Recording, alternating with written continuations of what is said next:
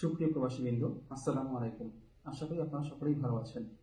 বাংলাদেশ দূতাবাস রোমের নিয়মিত ভিডিও সিরিজের অংশ হিসেবে আজ ষষ্ঠ পর্বে আমরা উপস্থিত হয়েছি বাংলাদেশি পাসপোর্টের আবেদন প্রক্রিয়া সম্পর্কে জানার জন্য। আমি তারিক মোহাম্মদ পাশা, প্রথম সচিব। আমার সাথে উপস্থিত আছেন জনাব মোহাম্মদ সাইফুল ইসলাম, প্রথম সচিব। স্যার কাছে আমার প্রথম প্রশ্ন থাকবে বাংলাদেশি পাসপোর্ট তৈরি প্রক্রিয়া সম্পর্কে। ধন্যবাদ পাশা। আসসালামু আলাইকুম। পাসপোর্টের আবেদন ফর্ম শুরুতে পূরণ করতে হবে অনলাইনে গিয়ে www.epassport.gov.bd এই ওয়েবসাইটে গিয়ে বিভিন্ন রকমের ইনফরমেশন দিয়ে ধাপে ধাপে ফর্মটি পূরণ করে সাবমিট করতে হবে। এরপর ডাউনলোড করে সেটি প্রিন্ট করে এর সঙ্গে প্রয়োজনীয় ডকুমেন্টস এবং ফি সহ দূতাবাসে জমা দিতে হবে। এরপর দূতাবাসের একটা নির্দিষ্ট জায়গায় বায়োমেট্রিক ডাটা অর্থাৎ ফিঙ্গারপ্রিন্ট, তারপর চোখের রেটিনা স্ক্যান, তারপর হচ্ছে সিগনেচার, এগুলো দিয়ে আমাদের এনরোলমেন্টের কাজ সম্পন্ন হবে। পরবর্তীতে একটা নির্দিষ্ট সময় পরে বাংলাদেশের ঢাকা থেকে পাসপোর্ট প্রিন্ট হয়ে দূতাবাসে আসলে তিনি নোটিফিকেশন পাবেন তার ইমেইলে এবং তিনি পাসপোর্টটি আমাদের দূতাবাস থেকে সংগ্রহ করতে পারবেন। এই হচ্ছে একেবারে সংক্ষিপ্ত ধাপ। তবে এই ক্ষেত্রে পাসপোর্ট ফর্মের পূরণের জন্য কয়েকটি গুরুত্বপূর্ণ বিষয়গুলি। এক হচ্ছে ফর্ম কোথায় সাবমিট করবে এটা শুরুতেই থাকে। তো সেখানে যেহেতু প্রবাসী বাংলাদেশিরা বিদেশের মাটিতে বসে পাসপোর্টের ফর্ম পূরণ করেন, তো কোন অফিসে তিনি পাসপোর্টের আবেদনটি জমা দিবেন সেটি শুরুতেই সিলেক্ট করতে হবে। যদি বাংলাদেশ মিশন রোমে জমা দিতে চান রোম সিলেক্ট করতে হবে, যদি বাংলাদেশ মিশন মিলানে জমা দিতে চান তাহলে মিলান সিলেক্ট করতে হবে। আর বর্তমান ঠিকানা হবে ইটালিতে বসবাসরত প্রবাসী বাংলাদেশিদের ক্ষেত্রে ইটালির তার বাসস্থানের ঠিকানা, আর স্থায়ী ঠিকানা হবে অবশ্যই তার আগের পাসপোর্টে অথবা এনআইডিতে অথবা জন্ম নিবন্ধনে নিজ যে পৈতৃক নিবাস যে স্থায়ী ঠিকানা নিজ জেলার সেটি। এই এই এই বিষয়গুলো গুরুত্বপূর্ণ, এগুলো মনে রেখে সঠিকভাবে ফর্ম পূরণ করতে হবে। ধন্যবাদ। ফর্ম ফিল আপ করে আসার সময় কোন কোন সাপোর্টিং ডকুমেন্ট নিয়ে আসতে হবে? যদি তার আগের পাসপোর্ট থেকে থাকে এবং তিনি ওই পাসপোর্ট থেকে নতুন করে পাসপোর্ট করবেন, অথবা আগের এমআরপি আছে এমআরপি থেকে পাসপোর্টে কনভার্সন করবেন, পাসপোর্ট করবেন, সেই ক্ষেত্রে পাসপোর্টের ফর্মের সাথে লাগবে হচ্ছে আগের পাসপোর্টের ফটোকপি, অরিজিনাল পাসপোর্টটা সঙ্গে করে নিয়ে আসতে হবে। আর একই তথ্যে অর্থাৎ আগের পাসপোর্টের অনুরূপ তথ্যে এনআইডি অথবা জন্ম নিবন্ধন। যদি আগের পাসপোর্টটি এনআইডি দিয়ে তিনি করে থাকেন তাহলে আবশ্যিকভাবে এনআইডি সঙ্গে করে নিয়ে আসতে হবে এবং এনআইডির ভিত্তিতেই তিনি ফর্মটি পূরণ করবেন। আর যদি জন্ম নিবন্ধন দিয়ে তিনি আগের পাসপোর্টটি করে থাকেন তাহলে জন্ম নিবন্ধনের ভিত্তিতে প্রবাসীদের ক্ষেত্রে পাসপোর্ট ফর্ম পূরণ করার সুযোগ আছে। তবে এনআইডি থেকে জন্ম নিবন্ধনে যাওয়া যাবে না। জন্ম নিবন্ধন দিয়ে আগে পাসপোর্ট করা থাকলে জন্ম নিবন্ধন দিয়ে তিনি করতে পারবেন, এনআইডি দিয়েও তিনি করতে পারবেন।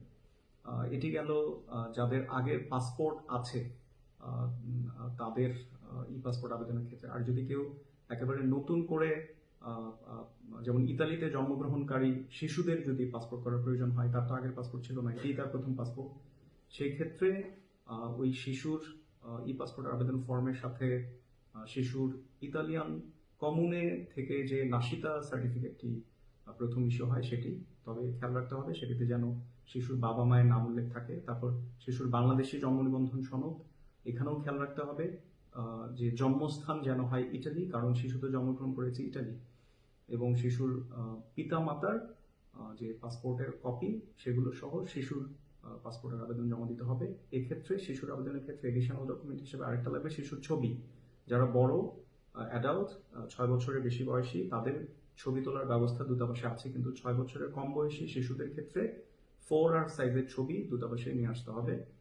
4R সাইজ হচ্ছে 4 ইঞ্চি টু 6 ইঞ্চি মাপ। আমি সহজে বোঝানোর জন্য একটা ছোট বাবুর ছবি দেখাচ্ছি। 4 ইঞ্চি হচ্ছে আড়াআড়ি ভাবে পাশাপাশি, আর লম্বায় হচ্ছে 6 ইঞ্চি। এবং খেয়াল রাখতে হবে শিশুর ওই ছবির ব্যাকগ্রাউন্ডটা হবে সাদা, এবং শিশু রঙিন কাপড় পরিহিত থাকলে ব্যাকগ্রাউন্ডটা সাদা এবং কন্ট্রাস্টটা ভালো হবে। শিশুর মাথায় কোনো ক্যাপ বা ব্যান্ড থাকা যাবে না। আর শিশুর মুখমণ্ডল ক্যামেরার দিকে সোজাসুজি তাকানো থাকতে হবে, চোখ খোলা থাকতে হবে, দুই কান সমান ভাবে দেখা যায় এমনটি হতে হবে। এবং অনেকে যেমন নিয়ে আসেন শিশুর ছবির মাপ ঠিক আছে, বাট শিশুর পুরো শরীরের একেবারে পা থেকে মাথা পর্যন্ত ছবি সেটি না। আমরা বড়রা পাসপোর্ট সাইজের ছবি যেরকম তুলি, পাসপোর্ট সাইজের ছবিতে যেরকম মুখমণ্ডল এবং কাঁধ এবং হাতের একটা অংশ থাকে ছবির মধ্যে, একই রূপ তুলতে হবে শিশুর ছবি, কিন্তু ছবিটা হবে বড় আকৃতির, এই যে এই আকৃতি 4 ইঞ্চি এবং 6 ইঞ্চি মাপের।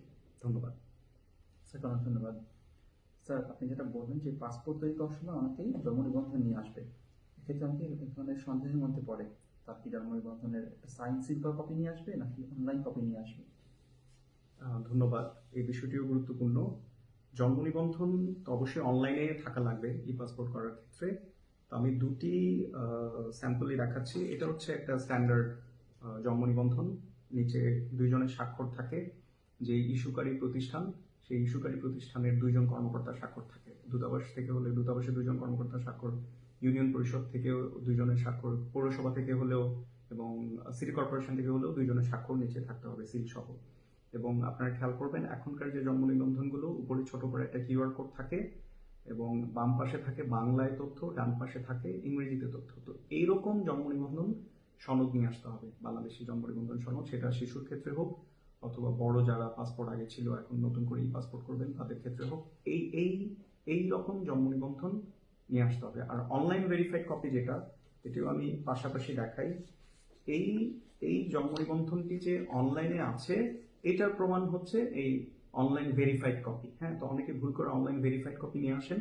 অনলাইন ভেরিফাইড কপিতে স্বাক্ষর থাকে না এবং অনলাইন ভেরিফাইড কপিতে স্থায়ী ঠিকানাটাও পুরোপুরি লেখা থাকে না, শুধু জন্মস্থান লেখা থাকে। তো অনলাইন ভেরিফাইড কপি সীমাবদ্ধতা রয়েছে যেহেতু স্বাক্ষর নাই এবং স্থায়ী ঠিকানা উল্লেখ থাকে না, ফলে জমা দিতে হবে একেবারে পূর্ণাঙ্গ যেটি জন্ম নিবন্ধন সেটি। তো অনুগ্রহ করে প্রত্যেকে যারা ই পাসপোর্টের আবেদন জমা দিতে আসবেন দূতাবাসে, তারা এরকম স্বাক্ষরিত কপিটি দয়া করে নিয়ে আসবেন। স্যার, ধন্যবাদ।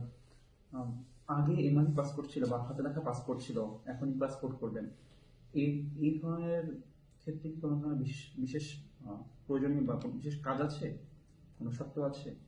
আগে যদি তার এমআরপি থাকে, মেশিন রিডেবল পাসপোর্ট, তাহলে তিনি মেশিন রিডেবল পাসপোর্টের কপি দিবেন আবেদন ফর্ম পূরণের সময়, এবং মেশিন রিডেবল পাসপোর্টের অনুরূপ এনআইডি অথবা জন্ম নিবন্ধনের কপি দিবেন।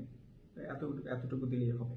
আর যদি দেখা যায় যে আগের পাসপোর্টটি হারিয়ে গেছে, এমন আবেদনকারীও থাকেন যে আগের ই পাসপোর্ট ছিল হারিয়ে গেছে অথবা আগের এমআরপি ছিল হারিয়ে গেছে, তাহলে সেই হারিয়ে যাওয়া পাসপোর্টের সপক্ষে ইতালির কস্তুরা অথবা কারাবিনিয়ারি অর্থাৎ পুলিশ স্টেশন থেকে লস রিপোর্ট দেনুনসা সেটি নিয়ে আসতে হবে এবং দেনুনসার অরিজিনাল কপি, পাসপোর্টের ফটোকপি এবং ই পাসপোর্টের আবেদন ফর্ম আমাদের দূতাবাসের কাউন্টারে জমা দিতে হবে।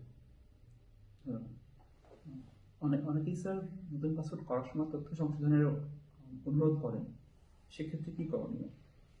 তথ্য সংশোধনের পাসপোর্টে তথ্য সংশোধনের একটা আলাদা ভিডিও ক্লিপ অলরেডি আমাদের আছে, আমাদের ভিডিও কন্টেন্ট, সবাইকে সেটি দেখে নেওয়ার অনুরোধ করছি। তাও সংক্ষেপে বলি, পাসপোর্টের তথ্য সংশোধনের জন্য ওই সংশোধিত তথ্যের সপক্ষে এনআইডি অথবা জন্ম নিবন্ধন থাকা লাগবে। যা আগের পাসপোর্টটা এনআইডি দিয়ে করা, তিনি সংশোধিত এনআইডির ভিত্তিতে পাসপোর্ট সংশোধন করতে পারবেন। আর যার আগের পাসপোর্টটা জন্ম নিবন্ধন দিয়ে করা, তিনি সংশোধিত জন্ম নিবন্ধন অথবা সংশোধিত এনআইডির ভিত্তিতে তার পাসপোর্টে সংশোধন করতে পারবেন। তবে জন্ম নিবন্ধনের ক্ষেত্রে আবশ্যিকভাবে তার ইটালিয়ান সৌজন্য অথবা রেসিডেন্স পারমিটেড অর্থাৎ ছবিযুক্ত একটা আইডি আবশ্যিকভাবে থাকতে হবে জন্ম নিবন্ধন দিয়ে পাসপোর্ট সংশোধনের ক্ষেত্রে। আর জন্ম নিবন্ধন দিয়ে পাসপোর্ট সংশোধনের ক্ষেত্রে বয়সের একটা সীমা আছে, সেটা হচ্ছে সর্বোচ্চ 8 বছর, যেটি এনআইডির ক্ষেত্রে নেই। ধন্যবাদ স্যার।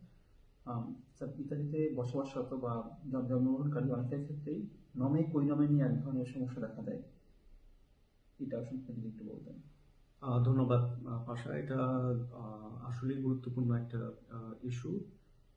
তো আমি খুব সহজে বোঝার জন্য বলি, নমে হচ্ছে নাম, কৈনমে হচ্ছে বংশগত নাম। তো আমাদের বাংলাদেশে সাধারণত আমাদের যে বংশগত নামটা, এটা নামের শেষাংশ, নামের যে শেষের অংশ সেটিকেই আমরা বংশগত নাম হিসেবে ধরে নিই। এবং আমাদের ই পাসপোর্ট সিস্টেম আমাদের বাংলাদেশি এনআইডি এবং জন্ম নিবন্ধনের যে শেষের অংশ সেটিকেই বংশগত নাম হিসেবে ধরে দেয়। কিন্তু ইটালিতে এবং ইউরোপে দেখা যায় যে বংশগত নামটা সারনেম অর্থাৎ কৈনমে সেটি নামের শুরুতে বসে। যেমন আমার নাম মোহাম্মদ সাইফুল ইসলাম, আমার জন্ম নিবন্ধনেও মোহাম্মদ সাইফুল ইসলাম, আমার এনআইডিতে মোহাম্মদ সাইফুল ইসলাম, আমার পাসপোর্টেও মোহাম্মদ সাইফুল ইসলাম। ইসলাম হচ্ছে আমার কৈনমে, ইসলাম হচ্ছে আমার সারনেম, আমার বংশগত নাম।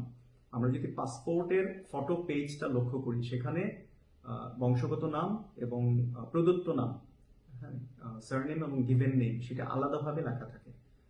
কিন্তু জন্ম নিবন্ধন এবং এনআইডিতে আলাদাভাবে লেখা থাকে না, পুরো নামটা একসঙ্গে থাকে, এই জন্য অনেকে বুঝতে ভুল করেন। তো ই পাসপোর্টে বা পাসপোর্টের বংশগত নাম সাধারণত উপরে লেখা হয়। যেমন আমার নাম মোহাম্মদ সাইফুল ইসলাম, ই পাসপোর্টের ফটো পেজে দেখা যাবে যাদের এরকম নাম, দেখবেন যে ইসলাম উপরে লেখা আছে, এটা বংশগত নাম, এবং নিচে থাকে মোহাম্মদ সাইফুল। তো ইটালিতে ইটালিয়ান সোজর্ন বা রেসিডেন্স পারমিট এই ডকুমেন্টগুলোতে বংশগত নাম লেখা থাকে আগে। যদি একসঙ্গে নামটা লেখা হয় তাহলে বংশগত নামটা আগে লেখা থাকে, যদি উপর নিচ লেখা হয় তাহলে উপরে লেখা হয় বংশগত নামটা, কৈনমেটা। যেমন ইটালিয়ান আমার যে স্টে পারমিট, এটাতে আমার নাম লেখা আছে ইসলাম মোহাম্মদ সাইফুল। তো আমার বাংলাদেশি জন্ম নিবন্ধন এবং এনআইডিতে নাম হচ্ছে মোহাম্মদ সাইফুল ইসলাম, ইটালিয়ান স্টে পারমিটে আমার নাম হচ্ছে ইসলাম মোহাম্মদ সাইফুল। তো এতটুকু খেয়াল রাখলেই হবে যে বাংলাদেশের জন্ম নিবন্ধন বা এনআইডিতে নামটা যেরকম থাকে, ইটালিয়ান সোজর্ন বা ইটালিয়ান রেসিডেন্স পারমিটে নামটা জাস্ট উল্টে যায়।